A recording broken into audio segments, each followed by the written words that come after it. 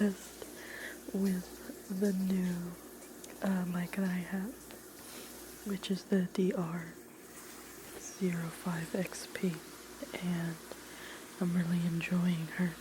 She does pick up a lot of sound, so I am messing with the different settings it has because I try to I record and it just picks up everything. I'm currently in a different room, but you can still hear the water going on in the bathroom.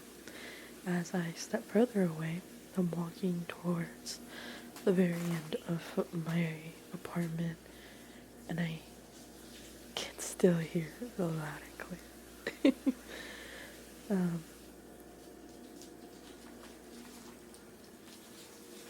can pick up my dog's footprints. Little piddle patters. If I open the fridge,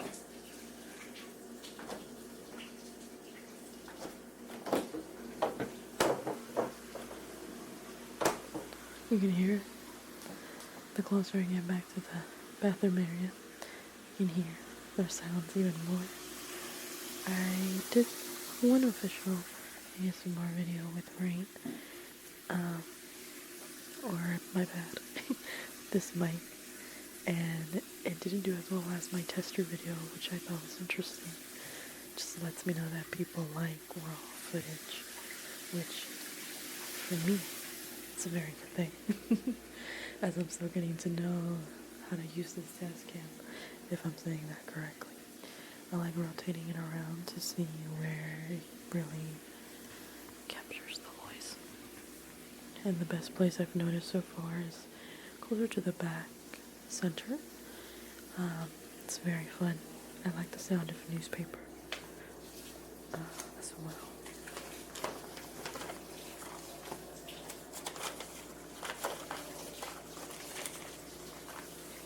It's so soft. I picked up the newspaper at my local grocery store, and it was $5. I got the Wall Street Journal. This one is a little bit outdated, as it came out Tuesday, August 5th of 2025, and currently I believe it's the 12th, if I'm not mistaken, 13th. Front page: more Israelis dare to question morality of war in Gaza Strip. Protest criticism of Netanyahu policy grow along with the humanitarian crisis. There's just so much going on in the world. It's really hard to want to be creative if we're being fully transparent. Things are just everywhere. Disney gets tangled up in AI's Hollywood revolution. The stakes are high for the studio, caught between how to use artificial intelligence and how to protect its characters. By Jessica Tunkill and Eric Swartzel. When Disney began working on a new live-action version of its hit cartoon Moana, executives started to ponder whether they should clone and star Dwayne Johnson. The actor was reprising his role in the movie as Maui, a barrel-chested demigod, but for certain days on set, Disney had a plan in place that wouldn't require Johnson to be there at all. Under the plan they devised, Johnson's similarly buff cousin, Tanoi Reed, who is 6'3" and 250 pounds, would fill in as a body double for a small number of shots. Disney would work with AI company Metaphysics to create deepfakes of Johnson's face that could be layered on top of Reed's performance in the footage, a digital double. That effectively allowed Johnson to be in two places at once. What happened next was evidence that Hollywood's much discussed and much feared AI revolution won't be an overnight robot takeover. Johnson approved the plan, but the use of a new technology had Disney attorneys hammering out details over how it could be deployed, what security precautions would protect the data, and a host of other concerns. They also worried that the studio ultimately couldn't claim ownership.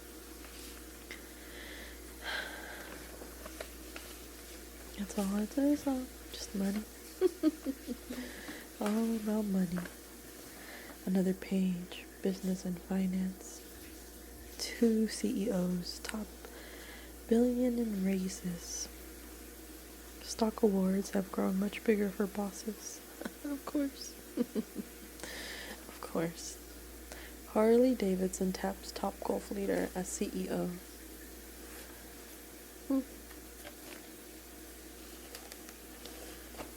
Stocks climb on dip buying expectations of Fed rate cut.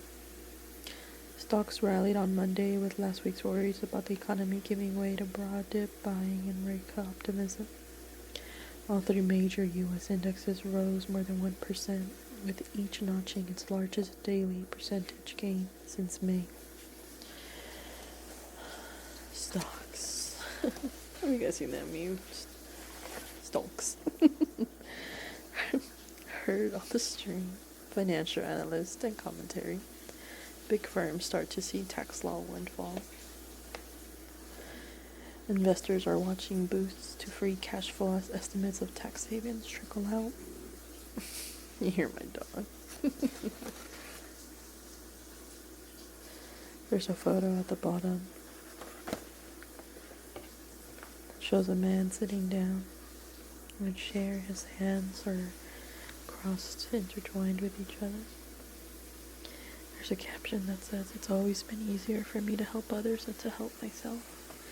And I understand that too. Very giving people, I think, would understand. Yeah, there's a Southwest new seat policy is a simple grab for money. Oh, more money.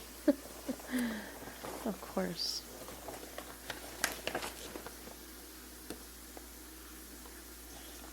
Switch to assigned seating comes with annoying seat fees and gives travelers fewer choices.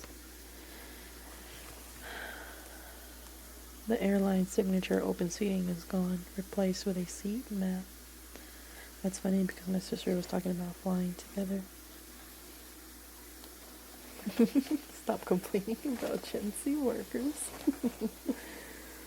As a Gen Z myself, yeah, I know I'm a hard worker. And I know when there's not a hard worker near me because it's just, it boggles my mind. The people I work with. In many ways, Gen Z is unlike previous generations entering the workforce. The obvious reason is the pandemic, which isolated many in the Gen Z generation from both their peers and adults outside of their immediate families.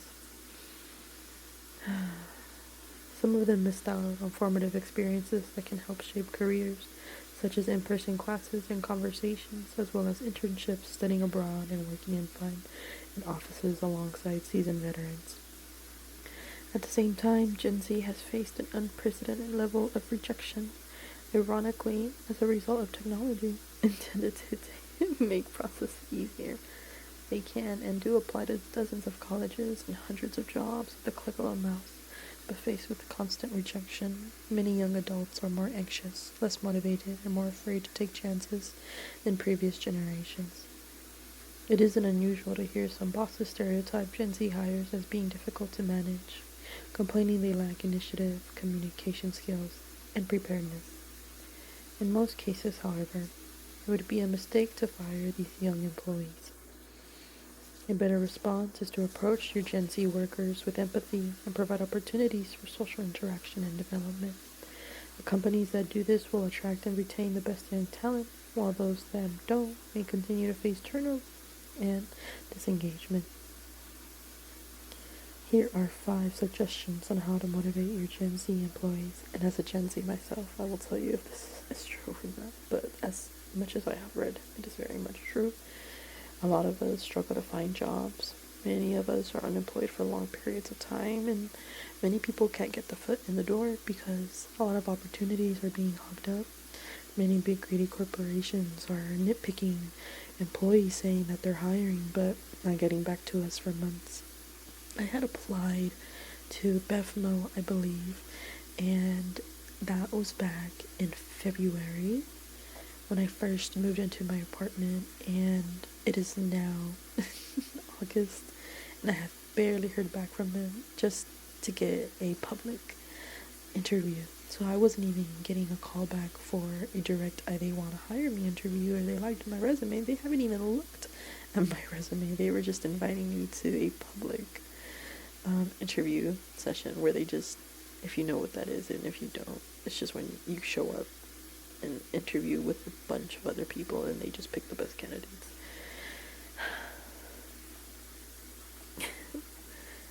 But here are the 5 suggestions. Suggestion number 1, approach with empathy. Don't accept the negative stereotypes that are sometimes used to describe Gen Z employees. Instead, work to understand why it might be prompting behaviors that look strange or different than what you might expect of a new hire. For example, rather than assuming young workers are antisocial or unfriendly, consider why they might find it difficult to interact with others and help them figure out what would make it easier. If they seem overly sensitive, explore why this might be rather than judging them. I believe what they're trying to say is to just be a person. That's truly it. Yes, it is called empathy, but at the same time, it's just understanding that we're starting where you once were as well. I unfortunately notice a lot of millennials have created grudges towards Gen Z. I've seen many millennials who will judge and yell and say, well, I had it very hard. Why I had to do it, so you have to do it as well mentality, which in reality I believe is the reason why we should stop that. You okay?